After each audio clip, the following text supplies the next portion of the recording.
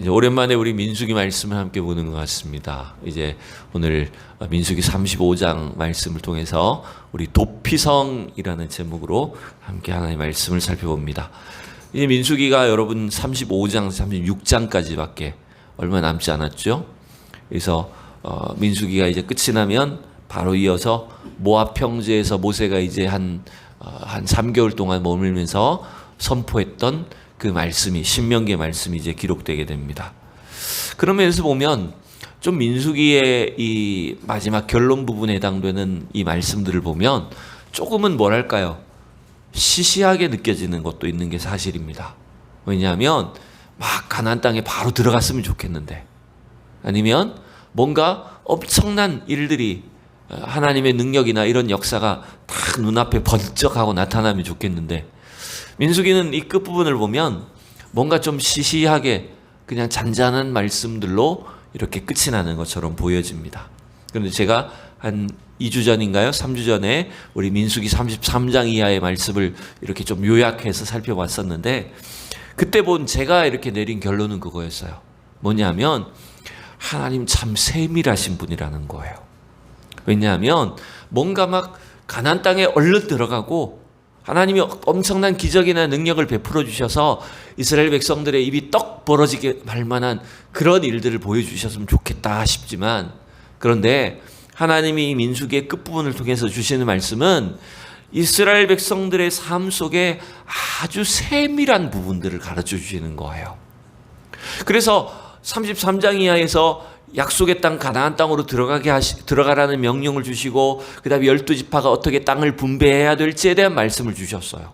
그 다음에 어떤 말씀을 주셨냐면 레위 지파를 위해서 성읍을 주라는 말씀이 있었고, 그 다음에 제일 마지막 36장에 가면 이제 그 슬로브핫의 딸들의 예를 들면서 그런 경우에 실제로 이런 므낫세 지파 아들이 없는 가문인 경우에 어떻게 해야 될 것인지 이런 세부적인 말씀을 주시는 거예요. 여러분, 이건 전부 다 뭐냐면 큰 그림에서부터 그 다음에 세부적으로 들어가면서 하나님이 우리 삶에 얼마나 치밀하게 관심을 갖고 계시고 또 우리를 도우시고 돌보시는가라고 하는 것들을 알려주시는 거예요. 그냥 너희들 알아서 가서 살아라라고 하신 게 아니에요. 내가 이 땅을 줬으니까 니네끼리 알아서 살고 거기서 뭐 마음대로 먹고 해라, 이렇게 하신 게 아니라는 거예요. 즉 우리 삶의 아주 세부적인 영역에 대해서 하나님이 관심을 갖고 계시다는 걸 여러분 믿으셔야 됩니다. 그리고 또한 그 하나님의 관심은 어떤 외적인 이스라엘 백성들의 특징이 있잖아요. 그들의 마음에 관심을 갖고 계세요. 과연 이스라엘 백성들이 어떻게 하나님을 가까이 하고 하나님을 섬길 것인가에 관심이 있는 거예요. 그래서 여러분, 우리가 지금 한 몇 주가 지났지만 35장 1절에서 8절의 말씀이 무슨 내용이었습니까? 우리가 오늘 9절부터 읽었어요. 35장 초반부에 있는 말씀이 뭐에 대한 명령이었어요? 레위 지파에게 그들이 살 성읍들을 주라는 거였어요. 레위 지파는 다른 12지파처럼 땅을 기업으로 받지 않았어요. 하나님이 그들의 기업이 되셨어요. 그렇지만 그들이 거주할 성읍이 필요한데 레위 지파가 12지파에 흩어져서 그들이 모여서 살 수 있는, 거주할 수 있는 성읍과 초지들을 분배받도록, 양보받도록 했던 거예요. 여러분, 그게 무슨 뜻인지 아십니까? 단순히 목사님들의 생계를 책임져라, 이런 물리적인 교훈만 있는 게 아니에요. 그것뿐만이 아니라 레위 지파가 이스라엘 12지파에 흩어져 있다는 게 무슨 뜻입니까? 즉 그들의 삶 속에 항상 뭐가 중심이 돼야 된다는 거예요? 하나님을 섬기고 하나님을 가까이 하는 예배, 제사가 중심이 돼야 된다는 거예요. 즉 하나님은 이스라엘 백성들과 관계를 원하세요, 여러분. 그냥 그들이 막연히 무슨 양 많이 키우고 농사 많이 짓고 하나님께 많이 바치기를 원하시는 걸까요? 그런 개념이 아니에요. 하나님은 이스라엘 백성들의 삶 속에 아주 깊숙이 관여하기를 원하세요. 그들과 날마다 친밀한 관계를 맺기를 원하시는 거예요. 그것이 바로 레위 지파가 12지파 곳곳에 흩어지게 하셨던 것이고, 또한 그들이 항상 레위 지파를 통해서 하나님을 가까이 하고 주님께 가까이 나아가는 삶을 살기를 원하셨던 거죠. 그 다음에 오늘 9절 이하의 35장 이 하반부에 있는 말씀은 뭘까요? 오늘 말씀의 제목처럼 도피성에 대한 규례를 명령하고 계신데, 여러분 이 문제는 결국 뭐에 대한 거냐입니까? 이건 죄의 문제에 대한 겁니다. 단순히 살인범들에 대한, 흉악범들을 처리하는 문제만이 아니에요. 이것은 이스라엘 백성들이 이제 가나안 땅에 들어가서 살게 될 때에 그들 안에 일어나는 이 죄의 문제를 어떻게 다루고 처리해야 될까를 가르쳐 주신 말씀인 거예요. 그래서 여러분 이 출애굽기부터 레위기, 민수기에 걸쳐서 나타나는 이 많은 율법이나 계명과 규례들에 대한 말씀은 전부 다 광야의 삶을 위해 주신 게 아닙니다. 어디의 삶을 위해 주신 걸까요? 그렇죠.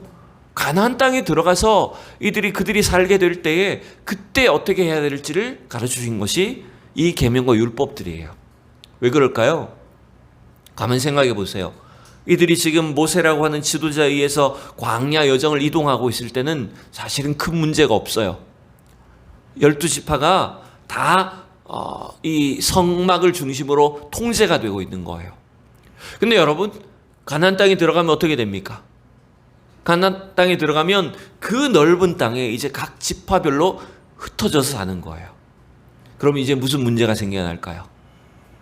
여러분, 우리 인간이 저와 여러분이 예수를 믿고 하나님 백성으로 이 땅을 살지만 우리가 이 땅에 사는 동안 여전히 우리 안에 있는 이 죄성 때문에 또 연약함 때문에 어떤 문제가 생길까요?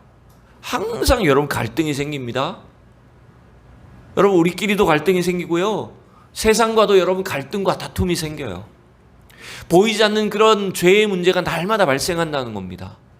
그럼 여러분 이스라엘 백성들이 가나안 땅에 들어가 살게 됐을 때도 그냥 모세를 중심으로 통제되는 것이 아니라 이제는 12지파가 다 흩어져서 자기들끼리 알아서 농사짓고 자기들끼리 땅을 차지하고 그렇게 살아갈 거 아니에요.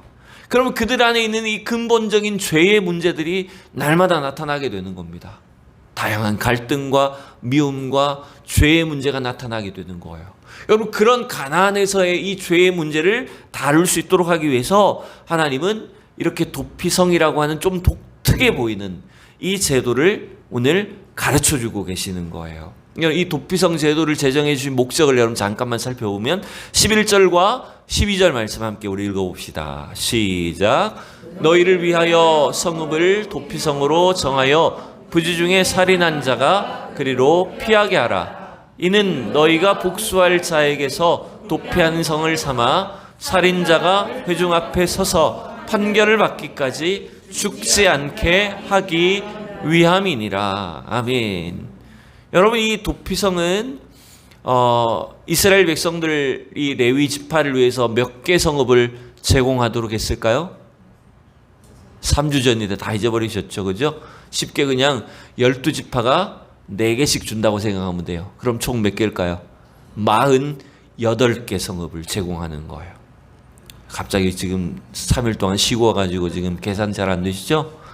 12지파가 4개씩 준다고 하면 몇 개요? 48개 성읍을 제공하는 거예요.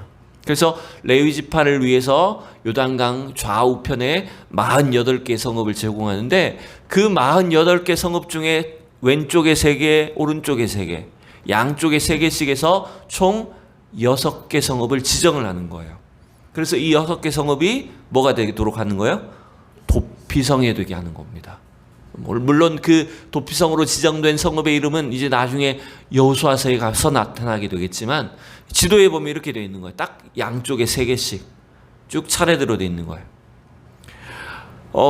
여러분 이 도피성은 사람을 의도적으로 죽인 살인범을 위한 것이 아니라 오늘 우리가 아까 읽었던 본문처럼 실수에 의해서, 그러니까 자발적이지 않은 어떤 사고나 실수 때문에 다른 사람을 죽게 만든 경우에 그 살인범이 여러분 함부로 죽임을 당하지 않고 정식적인 재판 절차의 과정을 밟을 때까지 그 사람을 보호하도록 하신 그런 제도예요. 굉장히 좀 독특하죠. 이전에 율법에서도 없었던 그런 굉장히 독특한 제도를 하나님께서 가르쳐 주셨던 거예요. 근데 여러분, 사실 지파 숫자로 보면 어디에 많이 살고 있어요? 요단강 동편에는 2지파 반밖에 없고 요단강 서쪽에 9개 반의 지파가 있잖아요. 그죠? 그러니까 숫자로 보면 여러분, 가나안 땅, 하나님께서 원래 주시려고 했던 가나안 땅은 요단강 서쪽 땅인 거예요. 근데도 하나님은 똑같이 양쪽에 3개씩을 주심으로 인해서 요단강 동편에 있는 2지파 반에게도 그들이 요단강을 건너기 쉽지 않은 그런 상황이었기 때문에 얼마든지 이런 도피성 제도를 통해서 하나님의 은혜를 누릴 수 있도록 주셨다는 거예요. 그뿐만 아니에요, 여러분. 오늘 15절을 보면 이 도피성에 피할 수 있는 사람들을 이렇게 정하고 있어요. 같이 다시 한번 읽어봅시다. 이 6 성읍은 이스라엘 자손과 타국인과 이스라엘 중에 거류하는 자의 도피성이 되리니 부지 중에 살인한 모든 자가 그리로 도피할 수 있으리라. 여러분, 이건 이스라엘 백성들만 위한 것이 아니라는 거죠. 누구까지도 해당됩니까? 그렇죠. 이스라엘에 거주하는 가나안 땅에 거류하는 타국인, 거류민, 나그네까지도 전부 다 이 도피성에 피할 수 있는 그런 자격을 준다는 거예요.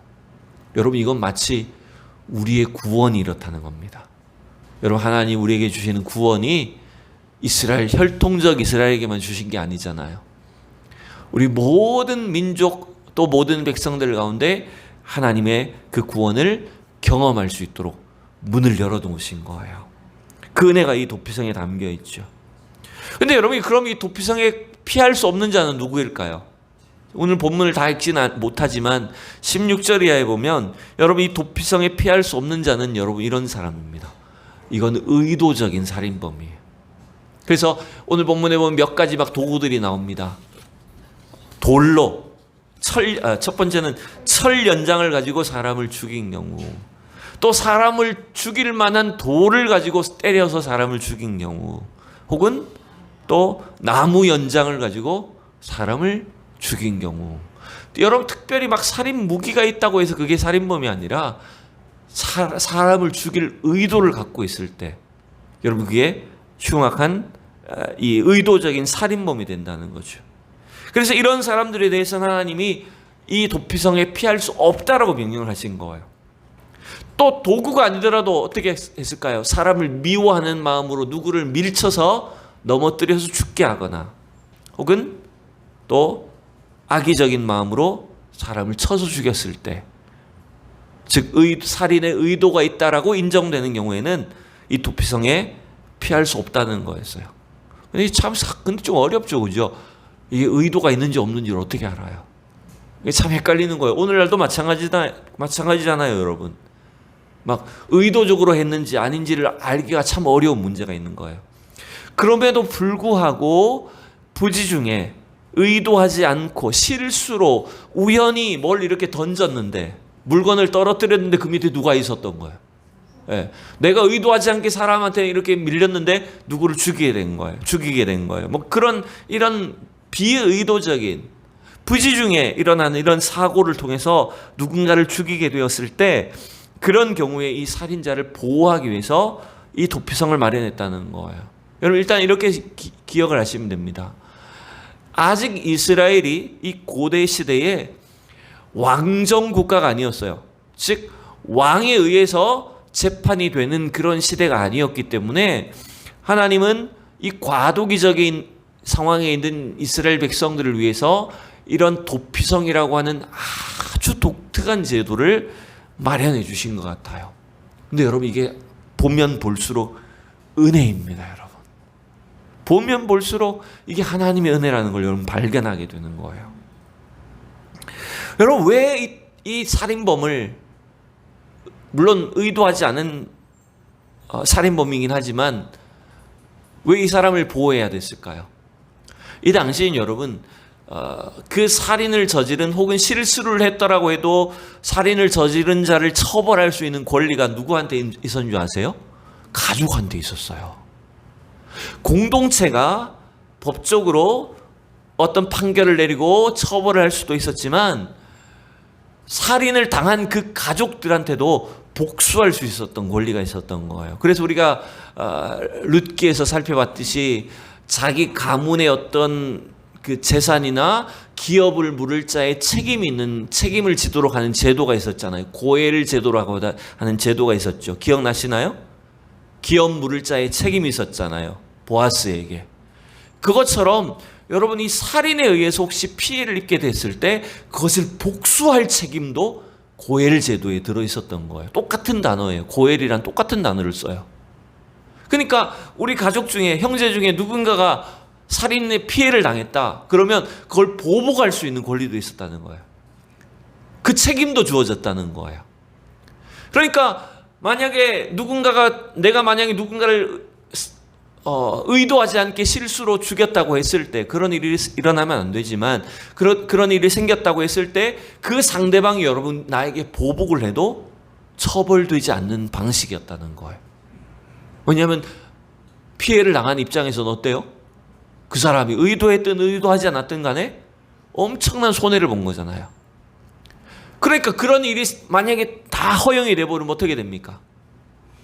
어떻게 될까요? 계속해서 복수는 계속해서 또 다른 복수를 낳는 거죠. 계속 복수하고 또 복수하고 복수 이렇게 되잖아요. 하나님 그걸 막으시는 거예요. 그래서 이 정식적인 살인 사건의 어떤 재판 절차나 판결 절차가 다 살아 있습니다. 그러나 그 절차가 정상적으로 진행되기 위해서, 그리고 또 다른 희생이나 또 다른 보복이 발생하지 않도록 하기 위해서 오늘 이 도피성 제도를 마련해 주셨던 거예요. 그래서 여러분, 이 말씀을 가만히 살펴보면 이런 겁니다. 하나님이 우리가 신구약 성경을 전체적으로 통해서 우리가 이걸 살펴볼 수가 있는데, 저와 여러분이 기억해야 될 게 있어요. 그것은 뭐냐면 우리가 함부로 재판관이 되어서는 안 된다는 걸 말합니다. 물론 이 고대 시대에 하나님의 어떤 왕이나 선지자나 사사와 같은 어떤 직분자들을 통해서, 인물을 통해서 판결을 내리고 사형을 선포할 수 있고 사형 판결을 내릴 수도 있었지만, 우리가 늘 조심해야 될 것이 있다는 거예요. 하나님이 왜 이런 도피성 제도를 마련하셨을까요? 왜 그런 살인범에게도 피할 길을 주셨을까요? 여러분, 그 일은 우리가 재판관이 되지 말라는 것입니다, 여러분. 우리는 판단을 할 수 있지만, 어떤 사건에 대해서, 사람에 대해서 판단은 할 수 있지만, 여러분, 재판하는 자가 되어서는 안 된다라는 거예요. 여러분, 재판자는 누가 재판관이실까요? 하나님만 재판관이시라는 거예요. 하나님만 우리의 유일한 재판관이라는 걸 기억하셔야 된다는 거예요. 그래서 하나님은 이스라엘 백성들에게 이런 이 재판의 구체적인 절차와 과정을 잘 따라갈 수 있도록 하기 위해서 실수로 살인을 저지른 죄인이라고 할지라도 그 살인범을 보호하게 하셨던 거예요. 그러나 여러분, 그러면 악한 죄를 저지르고 의도적으로 살인을 하고 그럼 도망가면 어떻게 될까요? 그것도 못하게 하셨어요. 못 들어오게 하셨어요. 그런 절차가 오늘 35장 뒷부분에 보면 아주 상세하게 여러분 기록되어 있었던 걸 볼 수 있습니다. 그래서 의도적인 살인범인 경우에는 그 도피성의 장로들이 판결을 내려서 이 사람을 못 들어오게 막아버리는 거예요. 그럼 못 들어오면, 도피성이 못 들어오면 어떻게 될까요? 그럼 그 가족들에 의해서 죽임을 당하는 겁니다. 그리고 또 정식적인 재판의 절차를 다 마치지 않는다면 어떤 경우에라도 속전을, 즉 그 죄를 속하는 대가를 지불할 수 없도록 만드는 거예요. 자기의 죄의 대가를 끝까지 지불하도록 만들었어요. 왜냐하면 그 죄가 이스라엘 전체를 더럽히게 되기 때문이라고 가르쳐주고 있습니다. 자, 오늘 이 35장의 도피성 제도를 통해서 우리는 몇 가지 우리에게 주시는 교훈과 결론들을 함께 여러분 생각해 봐야 돼요. 그것은 뭐냐면, 제가 아까 말씀드렸잖아요. 이 도피성 제도를 가만히 살펴보면 볼수록 이것이 결국 뭐라고요? 우리에게 베푸시는 은혜라는 거예요. 죄인을 그 죄에 따라서 심판하지 아니하시고 우리 죄를 유보시키셔서 용서하시고 구원하시려는 하나님의 은혜가 여기 담겨 있다는 것입니다. 여러분 가만히 생각해 보세요. 우리가 오늘 본문을 볼 때 언뜻 이런 생각이 들기 쉬워요. 이 도피성 제도는 결국 누구에게 대한 겁니까? 살인범에 대한 것 아닙니까? 그러면 이 말씀을 볼 때 여기는 저와 여러분 어떤 생각을 할까요? 우리 성도들 어떤 생각할까요? 이건 나하고 상관 있는 말씀이라고 생각할까요? 안 할까요? 우리하고는 별로 상관이 없다고 생각합니다. 왜요? 우린 살인범이 아니니까. 우린 무슨 이런 흉악범은 아니잖아요. 이런 무서운 처벌에 대한 법은 또 살인죄를 어떻게 다루어야 대한 이런 법은 저 흉악범을 다루는 교도소에나 그 교도소 안에 있는 살인범들에게나 해당되는 것들이지 우리하고는 별로 상관이 없다고 여기지잖아요. 근데 여러분 가만히 생각해 보세요. 사람을 부지중에 죽인 것만 의도적으로 죽인 것만 여러분 살인범이라고 하는 게 아니에요. 성경은 부지중에 사람을 죽였어도 그건 살인범입니다. 왜냐하면 10계명에 나오는 살인하지 말라라고 하는 그 계명의 단어가 똑같이 쓰여요. 부지중에 살인범이든 혹은 의도적으로 살인을 저지른 사람이 경우에건 똑같은 단어인 거예요. 다 살인범이라는 겁니다. 근데 더 무서운 건 뭡니까? 예수님은 이 땅에 오셔서 산상수훈의 말씀에서 우리에게 어디까지가 살인이라고 말씀합니까? 사람을 죽인 것만 살인이 아니라 형제를 대하여 라가라고 욕하고 형제를 미워하는 것, 우리 마음으로 누군가를 미워하는 것이 뭐라고 말합니까? 살인하는 거라고 말합니다. 그런 면에서 보면 우리가 다 뭐예요? 우리가 다 살인자예요. 우리가 어쩌면 마음으로 맨날 누군가를 미워하고 살인하는 그런 흉악범이라는 겁니다. 그런데 여러분 이 도피성 제도는 물론 물리적으로 사람을 죽인 흉악범을 다루는 그런 흉악 사건을 다루는 그런 제도이긴 하지만 더 넓게 보면 뭡니까? 바로 우리 모두를 위한 법인 거예요. 여러분 가만히 생각해 보세요. 만약 주님께서 우리의 이 죄의 문제를 그렇게 엄격하게 바라보시고 우리가 지은 죄에 따라서 죄의 형벌에 따라서 즉각적으로 처벌을 받는다면 지금 저와 여러분 여기 있을 수 있을까요? 지금까지 우리가 살아오면서 우리가 마음으로 우리가 생각으로 행동으로 저지른 죄에 따라서 우리가 처벌을 받는다면 하나님으로부터 벌을 받는다면 여기 남아있는 사람이 없을 거예요. 근데 우리가 어떻게 남아있을 수 있을까요? 이러한 하나님의 긍휼하심 때문에 남아있는 거예요. 부지중에 살인했더라도 그 살인범을 하나님께서 참으시고 기다리셔서 그가 회개하고 회복하고 용서받을 수 있도록 하기 위해서 이 도피성 제도를 마련하신 것이 아닙니까? 그러니 여러분 이 도피성 제도는 여러분 바로 우리의 모든 죄를 길이 참으시는 은혜의 도성인 거예요. 그걸 기억해야 돼요, 여러분. 이것이 여러분 사실은 우리 사회에 이 선진적으로 발달한 사회의 가장 기본적인 어떤 가치관들이 돼야 돼요. 여러분 우리 사회도 그렇지 않습니까? 얼마나 많은 가치들이 충돌합니까? 만약 여러분이 이런 일이 생기지를 저는 원치 않습니다만 만약에 우리에게 이러한 피해를 당하게 된다면 우리는 어떤 생각을 할까요? 이 땅의 법은 너무 말도 안 돼. 저런 흉악범을 왜 그냥 놔두는 거야? 감옥에 보내서 세금 아깝게 왜 그렇게 하는 거야? 여러분 그런 생각하지 않습니까?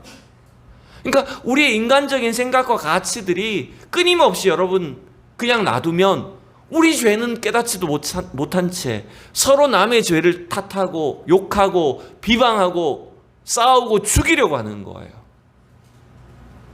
여러분 이러한 하나님 나라의 가치가 우리 속에 새겨져야 된다는 것입니다. 저 경기도 여주에 가면요 기독교 교도소 소망교도소라는 데가 있습니다. 제가 한번 2번인가 가봤어요. 그 밥도 먹어봤어요. 거기는 특이한 게 뭔지 압니까?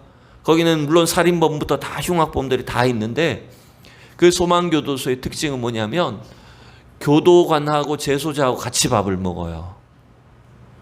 저희 일반인들이 그 교도소 체험하러 가면 체험이 아니고 뭐랄까요 탐방을 가면 같이 밥 먹어요. 그만큼 그 교도소의 목표는 뭐냐면 이 사람들이 죄인이지만 죄를 처벌하는 데 목적이 있지 않고 어디에 목적이 있을까요? 사람을 변화시키는 데 목적이 있는 거예요. 그래서 참 대한민국이 물론 실험적이긴 하지만 이 기독교 가치관을 가지고 교도소를 운영할 수 있게 된 거의 사실은 세계적으로도 유례가 없는 몇 개 안 되는 그런 사례 중에 하나예요. 그래서 재범률이 굉장히 낮다 그래요. 네, 거기서 기독교 신앙으로 변화되고 고쳐져서 나온 사람들 재범률이 굉장히 낮춰진다 그러고 있습니다. 그러니까 그런 가치관이 중요한 거예요. 여러분, 이게 단순히 흉악범들, 범죄자들에게 해당되는 것만이 아니라 죄인인 우리에게 주신 말씀이라는 걸 기억해야 돼요. 그래서 히브리서 6장에 보면요, 이런 말씀이 있습니다. 우리 두 구절을 같이 읽어봅시다. 시작. 하나님은 약속을 기업으로 받는 자들에게 그 뜻이 변하지 아니함을 충분히 나타내시려고 그 일을 맹세로 보증하셨나니 이는 하나님이 거짓말을 하실 수 없는 이 두 가지 변하지 못할 사실로 말미암아 앞에 있는 소망을 얻으려고 피난처를 찾은 우리에게 큰 안위를 받게 하려 하심이라. 아멘. 여러분, 예수 믿고 구원받은 우리가 어떤 존재인지 압니까? 우리가 도피성을 만난 사람들인 거예요. 도피성 안에 들어온 존재인 거예요. 여러분, 날마다 그 은혜를 기억하시기 바랍니다. 그래서 여러분, 오늘 민수기 35장에는 또한 이 도피성이 과연 누구냐를 또 우리에게 가르쳐줘요. 오늘 본문에 보면 28절만 볼게요. 25절, 28절, 35절 이 세 군데에 걸쳐서 반복해서 강조하는 표현이 있어요. 그것이 뭐냐면 이 도피성에 들어온 이 살인범이 어떤 제도가 있을까요? 대제사장이 죽기까지는 어디 머물러야 돼요? 도피성에 머물러야 된대요. 그리고 대제사장이 죽은 뒤에는 살인자가 자기 고향으로 돌아갈 수 있대요. 쉽게 말하면 이 대제사장의 죽음이 어떤 선언이 되냐면 사면이 되는 겁니다. 여러분, 대통령이 가끔씩 여러분 대통령 취임을 하거나 혹은 이렇게 무슨 명절이나 공휴일이 되면, 국가 공휴일이 되면 어떻게 합니까? 무슨 제도를 합니까? 사면을 합니다. 사면 복권을 지켜줘요. 그러면 그 대통령의 선언에 의해서 막 어떤 흉악범이나 이런 뭐 정치범이나 이런 사람들이 갑자기 풀려나는 경우가 있어요. 그런 사면령이, 말하자면 그런 일이 생기는 겁니다. 근데 여러분, 우리가 이제 궁금증이 생기는 거죠. 왜 대제사장이 죽는 것과 사면이 되는 것과 관련이 있을까요? 왜 그런 일이 있을까요? 몇 가지 이유를 생각해 볼 수 있는데 대체로 따져보면 이런 겁니다. 어쩌면 대제사장이 살아있는 동안 이 사람을 위해서 열심히 기도하고 속죄를 했기 때문에 이런 일이 가능한 것이 아닌가, 이렇게 짐작을 하기도 합니다. 그런데 정확한 이유가 사실은 성경에 없기 때문에 짐작하는 거예요. 그런데 이제 더 근본적인 이유는 그런 것 같아요. 대제사장의 죽음이라는 것, 결국 우리가 하나님의 성전에 제물을 바치는 것도 뭡니까? 동물의 제사를 바치는 게 뭡니까? 내 죄를 어떻게 하는 겁니까? 전가시키는 거예요. 그 동물의 죽음, 희생에다가 내 죄를 전가시킴으로 인해서 그 동물의 죽음이 우리의 죄에 대한 속죄가 되는 거죠. 그래서 대제사장의 죽음은 그 성읍 안에, 도피성 안에 남아있던 이 죄인들의 모든 죽음을 다 전가해서 짊어지고 사면시켜버린다는 거예요. 그 의미가 여러분, 이 대제사장의 죽음과 관련이 있는 겁니다. 결국 여러분, 우리가 이제 느껴지죠? 그러면 이 대제사장은 누구일까요? 바로 예수 그리스도세요. 예수 그리스도의 그 십자가 때문에 우리 죄가 다 사함받은 거예요. 여러분, 지금도 주님의 이 십자가의 복음의 능력이 우리의 모든 죄를 사하실 수 있다는 걸 여러분 믿으셔야 됩니다. 우리 인간적으로 봤을 때는 도저히 용서받을 수 없을 것 같고, 용서할 수 없을 것 같고, 회복될 수 없는 것 같은 그런 죄인이라고 할지라도 여러분, 주님의 십자가의 능력이 우리의 모든 죄를 고쳐주시고 깨끗게 하시는 것입니다. 변화시켜 주시는 것입니다. 그래서 여러분 지금도 우리의 유일한 도피성, 유일한 피난처는 예수 그리스도십니다. 여러분 교회가 존재하는 이유는 딴 게 아닙니다. 이 땅의 죄인들이 주님 앞에 나오도록 하는 것입니다. 도피성 되시는 주님 앞에 나와서 그 우리의 유일한 대제사장이신 예수님을 통해서 그 죄를 사함받고 하나님의 평강과 회복을 누리도록 이 땅에 교회가 존재하는 거예요. 그 이유를 기억하십시오. 그 은혜로 우리가 부름받은 걸 여러분 믿으시기 바랍니다. 우리가 이 땅에 존재하는 이유, 교회가 이 땅에 세워져서 우리가 해야 될 그 일들이 뭐냐 하면 끊임없이 이 땅 가운데 수많은 사람들이 도피성 되시는 주님 앞에 나와서 그 죄의 사함을 받고 주님의 은혜와 구원을 누리고 생명의 회복을 경험하는 귀한 역사가 일어나야 된다는 것입니다.